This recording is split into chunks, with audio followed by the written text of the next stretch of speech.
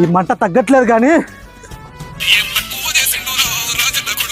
చెప్పునా రే 11 Eno ప్యాకెట్లు 1 KG బెన్నా పటకరా. ఏంటికి నంత 11 వచ్చిండేది గుర్తుకొచ్చి ఫినాయిల్ తాగేసినవా ఏంది? కాదురా, ప్రతిపక్ష హోదా కూడా రాలేదని రాత్రి రా కొట్టేసిందవా ఏంది?